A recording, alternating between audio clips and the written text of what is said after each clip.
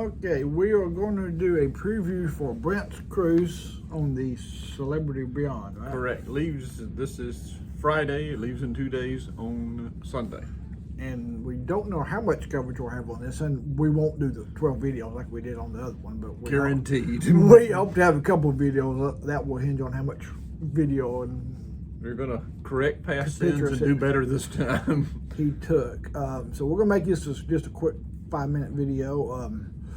What made you book your first ever celebrity cruise? Just we fans of Royal Caribbean and wanted to try Celebrity being kind of their upscale line. And this actually is a long story that I'll make short that goes back 4 years ago. This cruise, we originally booked our first Celebrity cruise June of 2018. Found out my wife was pregnant, canceled because she was pregnant. Doctor didn't want to go to the Caribbean because of the Zika virus and canceled that. And they gave us a credit, $1,200 roughly, and we decided 2 years after our son was born, we'll book this cruise because this little virus thing we're hearing about will be over with in just a short period of time. So we book a cruise in the middle of the coronavirus pandemic and wind up canceling that again. So now here we are 4.5, almost years later. So Celebrity's been great to work with us. So this $1,200 has went from June of 18. So here it is December of 22, and we still have this credit to use. They worked with us, but they finally told us, hey, you guys use it by the end of the year or you're losing your money. So, but they've been great to work with us, pushed it off. So and I know you had a dilemma because you didn't want to lose $1,200, but then you had to put like a bunch close to that with it to use it. So it was a lot of we didn't want to do hard decisions on. Yeah, we didn't want to do an older ship. We wanted to do a newer ship because we know we like that in general, and we wanted to do a nicer, newer Celebrity ship.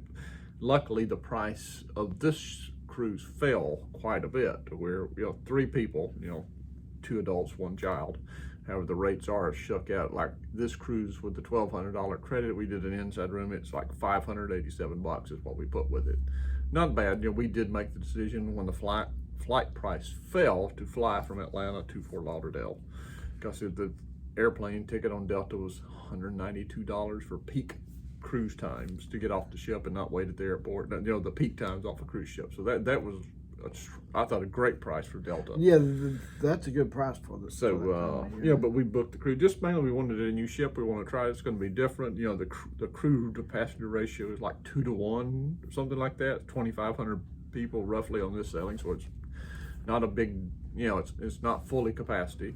141,000 tons. So we're kind of hoping I think it's going to be a whole different feel as far as everything, entertainment, the stuff on the ship. It's going to be less people, more spaced out, bigger cabins, probably an older clientele. We possibly might be the youngest people on the cruise. Who knows? Definitely not going to be a lot of kids and toddlers on there. No, but especially that time of year, school's in session, college is not really officially out, I don't think. So, but, hopefully less crowds, better service, good food, and kind of curious to compare, what Carnival has to offer and Royal Caribbean and Norwegian compared to this one. So what are your ports and what do you plan on doing, Adam? Nassau, Bahamas, Costa Maya, Cozumel, and Grand Cayman. And of all the places, even as much as we talk about not wanting to go to Nassau, we always find something to do there. The port we always personally have struggled more than anything in life to book cruises and excursion zone is Grand Cayman for whatever reason, because we don't want to swim with the turtle. I don't care to swim with the stingray. That's just us, not really interested in it. And we're like, okay, we're going to go to the beach. But now since COVID's opened up, a lot of the beach clubs have closed down. So that's not good. So we were going to go to the 7 Mile Beach on that one, but that's kind of closed down. And what little bit of beach was left, the hurricanes have affected some of the shoreline and stuff. And apparently what's left is really crowded. So we don't know what we're doing in Grand Cayman. That's kind of the unknown yet. We're going to go to the Blue Lagoon in Nassau to see. That area is kind of a beachy type. I think 3 flippers have came from that area, whatever that's worth. So going to do the pool at the port in Costa Maya, and then we're going to go to the kids water park in Cozumel, the Playa Mia. So got some mostly water because that's just sort of what works. And what do you expect from the food side of things? I expect higher quality food, more seafood, better tasting food, probably better quality, less quantity. But in a drawback, it's going to be more ocean buffet, more casual, this, that, and the other, more main dining room, not as many lunch and breakfast Yeah, options, the which is the grab-and-go perk. section. Yeah, I mean, my wife always eats really good on Carnival cruises, but I expect her not to eat that well. Yeah, because I except- watched some videos, Yeah. and one of the things I know from the pictures was that I think she's going to struggle. A lot of finding stuff to eat. Lots of seafood, a lot of more, I call fancier dishes. You know, you're not really going to see chicken tenders and stuff like that at this place, but you know, she probably ate the best she's ever ate in her life on a cruise on this Carnival Mardi Gras we were on in September. So this is going to be different. So, And I know one big thing for you was your 4-year-old trying to figure out what he's going to do. soon on to the be ship. 4-year-old. Yeah, this is December. In January he will be 4. I read recently on some reviews that there was like 2 or 3 kids on cruises recently on this ship. Do they have a rare. water park on there? No water park, no arcade, nothing like that. They've got one big pool. So, I mean, you know, it's probably something we'll just avoid in general. I mean, he can't swim and don't want him to be just stacked in a pool. You know what I mean? Because he's going to want to run. There's going to be, it's just, you know, but he'll get plenty of water stuff off the ship and the excursions, which is kind of the plan. So, I mean, you know, they have a really nice kids camp down on this ship, and he might be just 1 or 2 kids there. So he might have a lot of that to himself. That could be the good part. Not a lot of competition, but I mean, you know, he's unfortunately, you don't want to carry him on the cruise and let him watch his iPad, but he's kind of easy to entertain if you let him run wild and watch Probably an going to have to do iPad. more of that kind of stuff Probably, during the yeah. day than They you do a know lot they of would. science and arts and crafts and stuff with this thing, so we might utilize the kids program more compared to the Carnival one, which was kind of fairly crowded with kids, but not considered overall. And the So. last question is the entertainment. What do you expect from?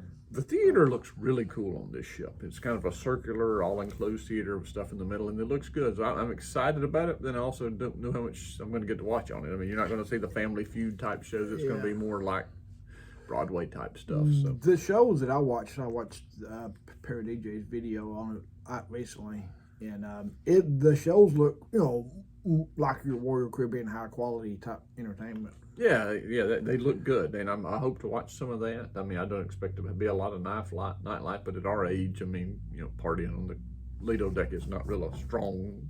Something we like to do anyway, and then I wind up getting hot up there anyway. So, or you know, so that, you know, it ain't going to be no 80s deck party kind of stuff, I'm assuming, and you know, but I think it's going to be a lot more laid back, reserved type atmosphere.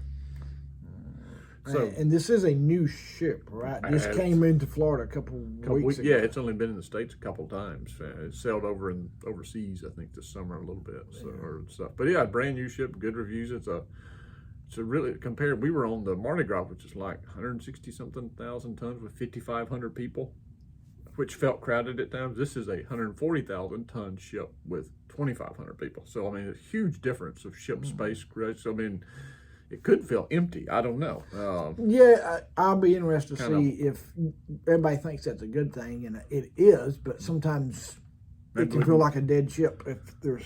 Well, and I think that's what you expect on this. Yeah, You don't so- expect a real lively party crowd. So it's going to be. We did book the Coke and coffee package. I mean, not the alcohol package, but it doesn't come with frozen drinks. But it's like specialty coffees, which I love coffee and espressos and the Coke thing. So that's going to be a nice perk to use. Yeah, too. that's my favorite thing about Royal Caribbean is the refreshment package. So I'm not sure if I don't think it includes pina coladas, but we'll find out. So, It so should, it should include burger. looking forward to it, putting our toddler on an airplane for the first time. So say a prayer. I mean, you've never met an air marshal before, but this might be a first. So, Any closing comments?